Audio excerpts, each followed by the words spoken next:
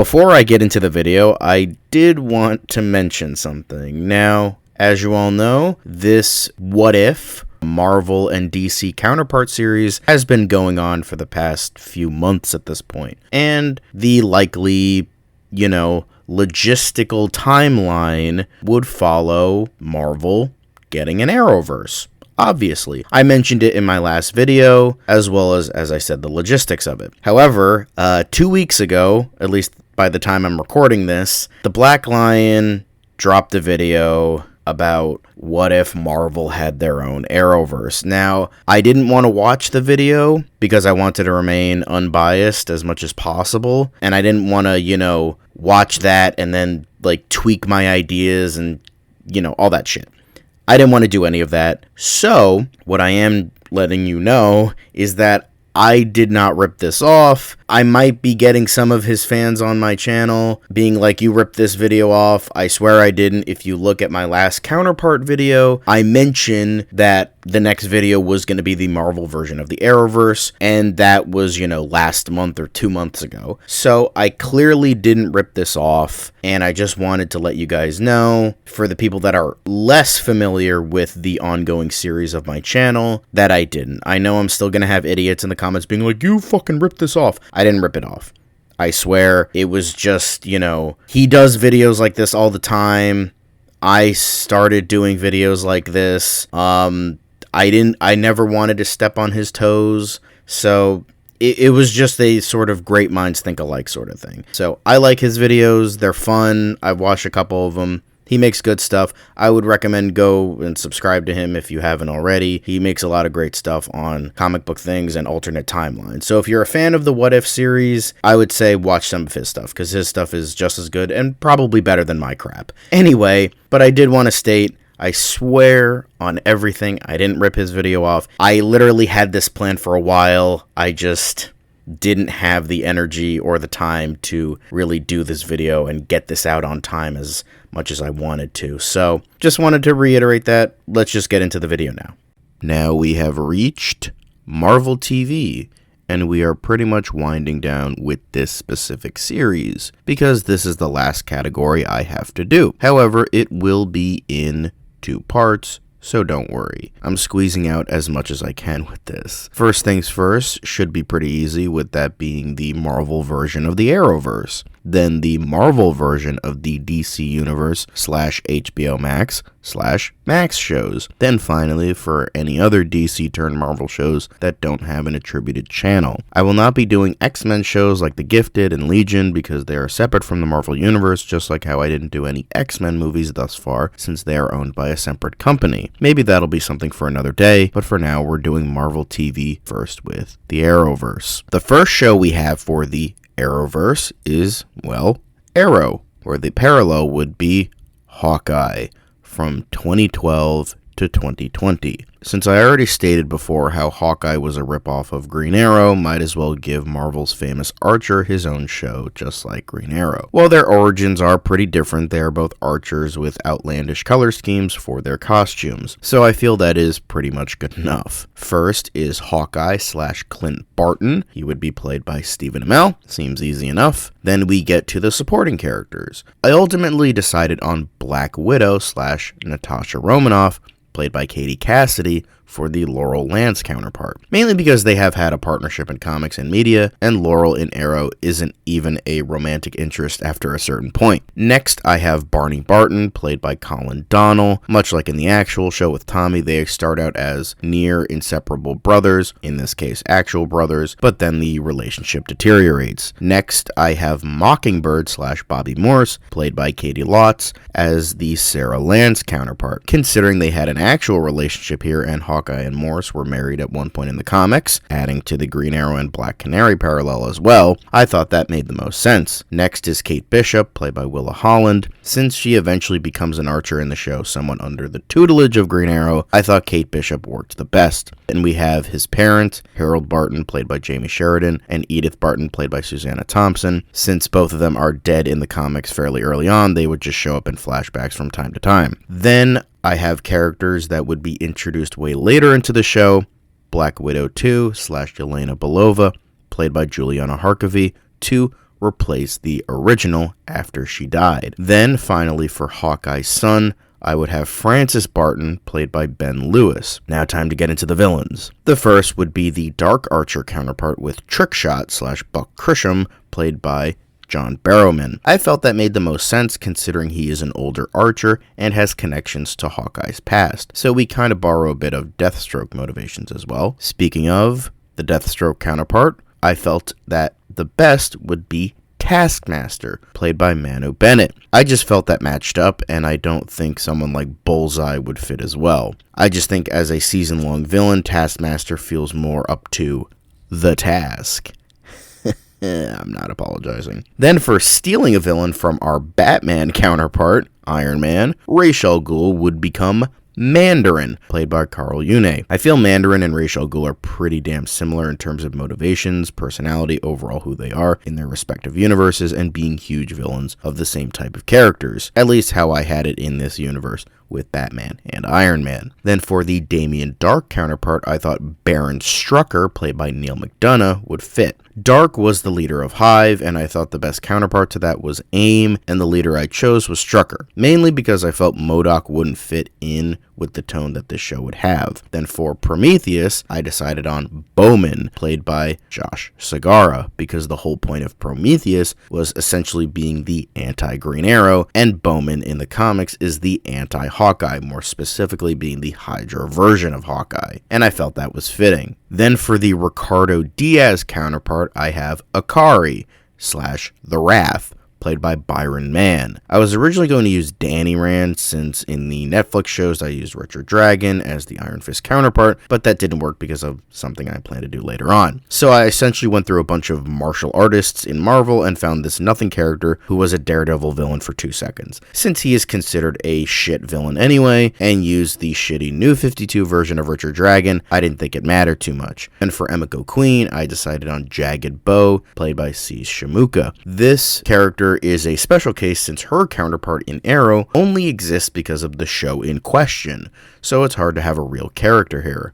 With that, I decided on yet another archer, like she is. Simple enough. Finally, for the final season, where the Anti-Monitor is the main villain, because sure, I decided on the Beyonder, played by Darren Criss. The character is kind of similar to the Anti-Monitor, and I feel with his involvement in Secret Wars, that could be used as the crossover event here instead of Crisis, since many state that Secret Wars was the closest thing to Crisis, despite not having a ton of similarities. Alright, now, the next show is The Flash, which would become The Amazing Spider-Man from 2014 to 2023. As I mentioned, while The Flash and Spider-Man aren't exact parallels to each other, they have quite a few similarities that I feel are somewhat obvious. While The Flash isn't a jokey hero, he is more lighthearted than some others, as well as both wearing red suits and having a rich rogue gallery that is certainly the biggest factor here. I feel like a live-action show with a big bad, as well as villains of the week, could fit the best for Spider-Man. First, we have Spider-Man / Peter Parker, played by Luke Benward. I went through a bunch of actors who I think would fit the role, and I think Benward would probably work the best due to lack of conflicts. Plus,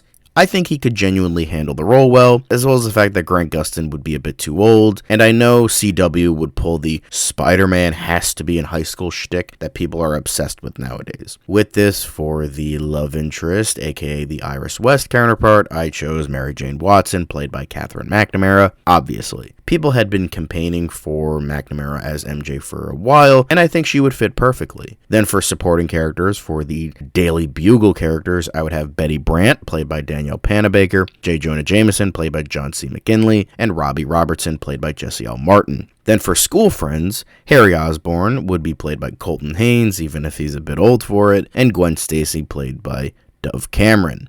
Then for Aunt May, she would be played by Sissy Spacek. I thought she would be a good fit, but also not being too famous. And for Uncle Ben, in flashbacks, he would be played by Nicholas Hammond. I thought this made sense since at this point, he would be the oldest live-action Spider-Man with a show, just like John Wesley Shipp was with The Flash. Plus, he's that right age for Ben. Then for people to be introduced way later into the show, Miles Morales would be played by Jarrell Jerome. He voiced him in Across the Spider-Verse, so might as well use him here, right? Then we have Mr. Fantastic / Reed Richards, played by Hartley Sawyer. Since Ralph Dibny started off as someone pretty douchey, I felt that worked for Mr. Fantastic because, well, biggest douche in Marvel Comics. And then for the child from the future, obviously I picked Spider-Girl / Mayday Parker, played by Isabella Vidovic. Then, for the villains. Obviously with the biggest, most popular arch-nemesis, Reverse Flash, first we have Green Goblin / Norman Osborn, played by Matt Letcher. While I do think Tom Cavanaugh could be great too, Letcher comes off as a bit more menacing, but also a bit more civilized. And I think he more so nails the look I would see with Norman Osborn, more so than Tom Cavanaugh. Then when Green Goblin returns later on in future seasons, because that would inevitably happen just like it did with Reverse Flash, we can use Harry Osborn if need be. Then for the next popular villain with Zoom, even if he's a Wally West villain rather than a Barry Allen villain, we would have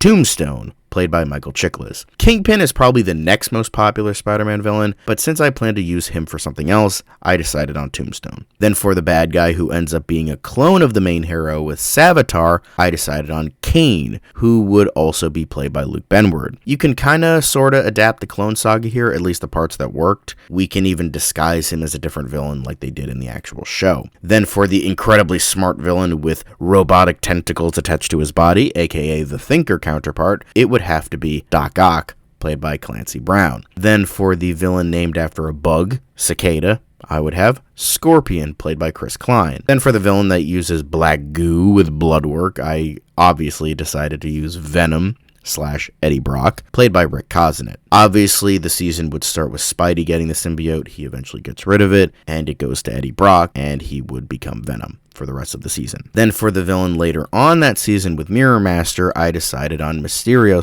/ Danielle Burkhart, played by Afret Dorr. I don't know, I just feel like making the counterpart for Mirror Master, Mysterio, felt right. I feel like the idea surrounding mirrors and illusions kind of works, since the idea behind illusions is smoke and mirrors. So we'll do that. Then for the Godspeed counterpart, I decided on Mr. Negative, played by Russell Wong. The reason I picked him was because, much like Godspeed, he's a newer villain, and I thought he could work with the multiple arcs per season. Then for the powerful elemental villain with Deathstorm, I decided on Sandman, played by Robbie Amell. So Deathstorm is very much a weirder villain that uses cold, and the only other elemental villain I could think of was Sandman, so I used him here, and he's the most popular out of the elemental ones over like Hydro Man and shit like that. Then for the Batman-esque villain counterpart, I picked Speed Demon, played by Brandon McKnight. Only real speedster villain of Spider-Man, and I decided to finally use him here. Then that brings up the question of Cobalt Blue, and he would be played by Rick Cosanet.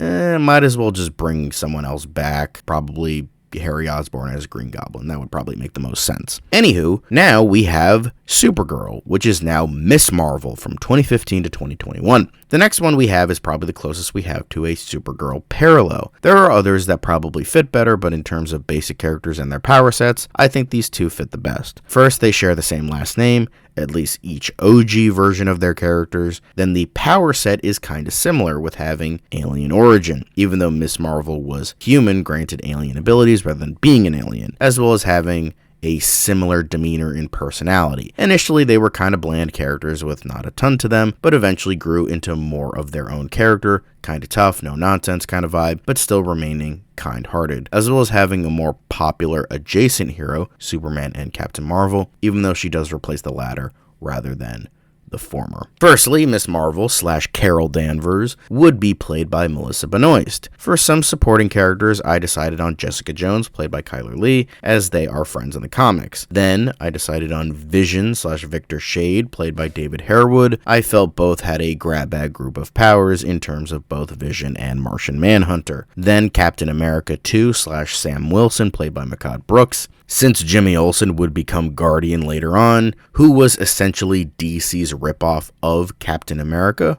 both co-created by Jack Kirby, I decided on the black version of Captain America, Sam Wilson. Then I would use Vanessa Fisk, played by Katie McGrath, since Kingpin and Lex Luthor are pretty similar in a lot of ways, even though he's not really a Miss Marvel villain, or her by any chance. Then Captain Marvel / Marvel would be played by Tyler Hoechlin. Felt that was obvious. Monica Rambeau would be played by Otzi Tesfaye. I felt that it would be important to use her character since she was the original female Captain Marvel. Then for the villains, the alien race that would share relations with the main character like Astra and Nan, I decided on Unarog, played by Laura Benanti, and Yanrog, played by Chris Vance, who would be husband and wife rather than father and daughter like in the comics, as well as Julius Santini being the Maxwell Lord counterpart played by Peter Fasinelli. George Tarleton, who would never become MODOK in the show, would be a smaller antagonist like Snapper Carr, played by Ian Gomez. Then for another alien race with the heads wanting to destroy the Earth with the Daxamites, I decided on R. Cole, played by Terry Hatcher, and Darek Supreme, played by Kevin Sorbo, for a similar character to the main hero with a similar power set, aka the Rain counterpart. I used Moonstone / Carla Sofin, played by Odette Annable. For the patriotic supervillain with Agent Liberty, I decided on U.S. Agent / John Walker, played by Sam Witwer. Felt that was too perfect, as well as the fact that this would probably be around the time that Sam Wilson becomes Captain America. Then for the Lex Luthor counterpart, as I stated before, it would be Wilson Fisk, played by Michael Cudlitz. Then for the final villain, I just chose Deathbird, played by Cara Buono. I just picked a random villain because I couldn't think of anyone better. Next up, we have Legends of Tomorrow, which becomes Guardians of the Galaxy from 2016 to 2022. This one is pretty much the same type of vibe, but instead of time with Legends of Tomorrow, it is space with the Guardians. Even though the Guardians mainly became more jokey under Gunn's direction, I do think they are zany and humorous characters that fit the overall vibe of Legends. Plus, you could use any sort of weird character in the Marvel Universe and use them here,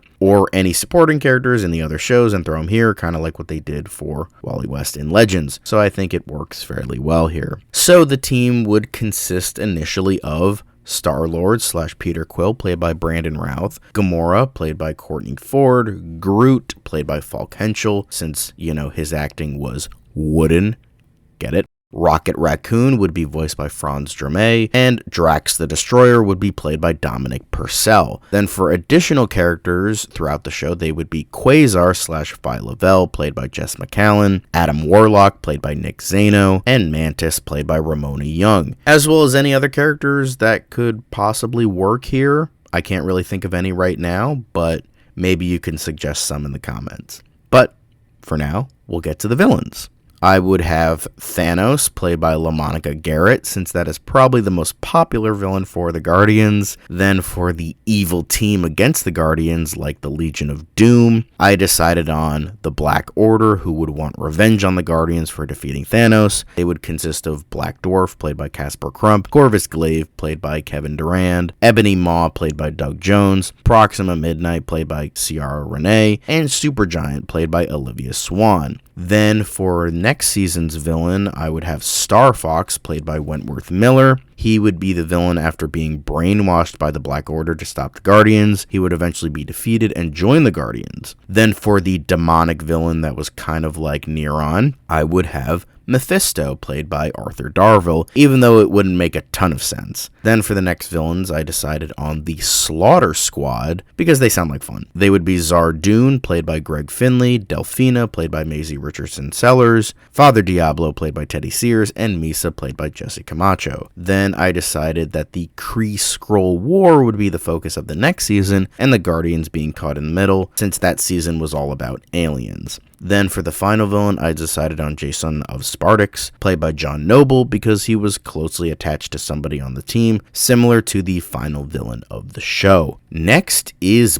Black Lightning, where it becomes Luke Cage from 2018 to 2021. I already mentioned how these are very loose counterparts, but the two shows got released around the same time, so they got a lot of comparisons to each other, even though the Netflix Luke Cage was by far superior. The only real parallel they have is that they are superpowered black characters made in the 70s, as well as Tony Isabella only co-creating the character for DC after his successful run on Luke Cage, so one of these characters wouldn't exist without the other, so I felt that it was applicable. First, we have Power Man / Luke Cage, played by Chris Williams. Normally, Jessica Jones would be Luke Cage's wife, but since that wouldn't really work in this case, considering that Jones would be on a separate Earth in this continuity, and eventually when they get joined, it would be a whole can of worms, I ultimately decided to pick his first love with Reva Connors, instead played by Christine Adams. I would just not have her killed off in this case. Then for other supporting characters, I would have Misty Knight, played by Sky P. Marshall, Noah Bernstein, played by James Remar, and Danny Rand, played by Tom Payne, what I was insinuating before. The main villain in this case would be Cottonmouth, played by Bill Duke, with Diamondback / Willis Stryker, played by Damon Gupton, in a secondary antagonistic role. Then for the evil scientist character like Helga Jace, I thought Carl Malice would work, played by PJ Byrne. Then for the kinda Odell character, I would have Black Mariah, played by Jill Scott. And then for the team of villains, I decided on the Wrecking Crew. Bulldozer, played by Boone Platt, Piledriver, played by R.C. Seiler, Thunderball, played by Jordan Calloway, and Wrecker, played by Micah Fitzgerald. Then for the metahuman villains, I thought a good villain would be Bullet, played by Wayne Brady. Then for the final villains, I decided on the Serpent Society, led by Lady Bullseye, played by Chantal Thuy. Now we have a stranger one with Batwoman, which becomes Ironheart from 2019 to 2022. Well, I did mention in my last video in this series that Ironheart is honestly more like Batgirl due to the reasons I stated there. Iron Man doesn't really have an extended supporting character family like Batman has. So the only one that I could really do for a show that could work is Ironheart. Iron Man 2020 was another consideration, but I didn't think that worked. I tried to find more of a proper counterpart to Batwoman, but nothing of note came up. So I'm settling for Ironheart, even though it is reaching incredibly. First is Ironheart / Riri Williams, played by Nafessa Williams. While she would be older than her comic counterpart, it fit with the character in this case since it would be Batwoman, who is usually older. So an older Ironheart it is. Then we have a decent sized supporting cast. First, her family. We have her sister Sharon Williams, played by China Ann McLean, her mother Ronnie Williams, played by Alfred Woodard, and her father Demetrius Williams, played by David Ramsey. Then for Iron Man's supporting characters that would help her out, Edwin Jarvis, played by Dougray Scott, Pepper Potts, played by Haviland Morris, and Happy Hogan, played by Oliver Platt. Then for the villains, we have the Alice counterpart with Madame Mask, played by Rachel Scarston. For Black Mask, I thought a decent counterpart would be Justin Hammer, played by Peter Outerbridge. Not exactly a mob boss, but I thought it was a good counterpart in this case, mainly because it mirrored what Iron Man is as a character. Batman has mob bosses, while Iron Man has rival businessmen. Then finally, for the Jada Jet counterpart, I have Kathleen Dare, played by Robin Givens, scorned lover of the hero, at least in the comics. It worked. The Marquise counterpart would be Andre Sims, played by Nick Cregan, and the Poison Mary counterpart would be Animax, played by Nicole Kang. Next was a tough one, but it's the closest one I could do for Superman and Lois, Sentry and Lindy from 2021 to 2024. I know people would say, oh, wouldn't it make more sense to have Captain Marvel here, since Supergirl is based on Miss Marvel? Well, you would be correct. I did have it as Captain Marvel, but I wanted to stick with the idea of the show being about a couple, and Captain Marvel doesn't really have a romantic interest in the comics, but that's where I think this show shines most, is the relationship between those two characters. And I think Sentry is also more ripe for an ongoing storyline in TV show form rather than Captain Marvel. Not saying Captain Marvel totally isn't, but I feel Sentry worked a little bit better, and the fact we haven't seen him in live action, well, at least not yet, according to rumors for Thunderbolts, and I wanted to include a different Superman parallel here. First is obviously Sentry / Robert Reynolds, played by Jared Padalecki. He would be done with Supernatural at this point, so it works and he's a good actor. Plus the longer hair and physique helps. Then we have Lindy Lee Reynolds, played by Elizabeth Tulloch. She rocks it as Lois Lane, so might as well stick with the same actress here. Then for the rest of the supporting characters, we have Blue Marvel / Adam Bouchier, played by Wole Parks, Billy Turner, played by Alex Garfin, Jenny Jasper, played by Indy Navarrete, and the supercomputer Clock, voiced by Sophia Hasmick. Then for the villains, I kind of went grab bag since I know very little about Sentry, so these were the ones I decided to go with. For the Morgan Edge / Tal Rowe counterpart, I went with Temujin, played by Jason Scott Lee, who is the son of the Mandarin. Sounded like a cool villain to use. Then for the more brutish Bizarro, I went with the Absorbing Man, played by Adam Rayner, and for the Ali Alston counterpart, I went with Venus, played by Raya Kilstad. For the Bruno Mannheim counterpart, mixed with a little of onomatopoeia, I have have Blackout, played by Chad L. Coleman. Then finally, although at this point we don't have a season 4 yet, even though the villain will definitely be Lex Luthor, I decided to use the Void, played by Padalecki of course, which is Sentry's darker personality, which can be categorized as his arch nemesis, just like Lex Luthor for Superman. Next is a loose one with Naomi, but I still think it could work. America Chavez from 2022. Considering that both are person of color characters that no one really gives a fuck about, I thought that worked. They don't really have a ton of similar powers, but they do have somewhat similar personalities, as well as both involving the multiverse and featuring universe hopping, which is part of America's origin in the comics, and apparently part of Naomi's backstory here. Yeah, I don't get it either. And on top of that, I couldn't really think of anyone else. First, we have America Chavez, played by Madison Reyes. Then for some supporting characters, we have Tony Ho, played by Rosalie Chang, Quake/Daisy Johnson, played by Rilo Fukushima, Catalina Chavez, played by Scarlett Estevez, Cecilia Santana, played by Camilo Moreno, Javier Santana, played by Michael Trevino, Lisa Halloran, played by Mary Charles Jones, Amani, played by Marcy Martin, Fuse/Johnny Watts, played by Daniel Puig, and Alloy/Ramon Watts, played by Casey Wallfall. For some smaller characters, I would have Kamala Khan, played by Katherine Shepler, and Nick Fury, played by Cranston Johnson. Final one is really reaching, but now we have Gotham Knights, which becomes Runaways from 2023. That's honestly the first thing I thought of when really thinking about this concept for the show. A bunch of kids are running away from something way beyond them and are associated with some type of cult, as well as some being associated with certain villains. I think that just made sense to me when I heard about the summary for this series, even though Runaways is actually good and Gotham Knights, from what I've heard, is real bad. The team would consist of Alex Wilder, played by Jaden Betts, Nico Minoru, played by Kristen Lee, Carolina Dean, played by Olivia Rose Keegan, Molly Hayes, played by Anna Lore, Chase Stein, played by Oscar Morgan, and Gertrude Yorks, played by Isabel Merced. The villains would obviously be the Pride, which is also a good counterpart for the Court of Owls. Jeffrey Wilder would be played by Ryan Sands, Catherine Wilder would be played by Angel Parker, Robert Minoru would be played by James Yagashi, Tina Minoru would be played by Brittany Ishibashi, Frank Dean would be played by Barry Watson, Leslie Dean would be played by Stephanie March, Gene Hayes would be played by Chase Anderson, Alice Hayes would be played by Bridget Branna, Victor Stein would be played by Misha Collins, Janet Stein would be played by Ever Carradine, Stacey Yorks would be played by Carmen Serrano, and Dale Yorks would be played by Vladimir Camaño. Since I'm not as familiar with the Runaways or this show, I didn't really have a ton of explaining for this, and because I mainly used their actors from the actual show, so not much to explain with this one. But that is it for the Arrowverse/Arrowverse adjacent shows. Next time we'll be going through pretty much the rest of the DC turned Marvel shows with the DC Universe/HBO Max/Max shows and any other shows on all the other networks. See you then.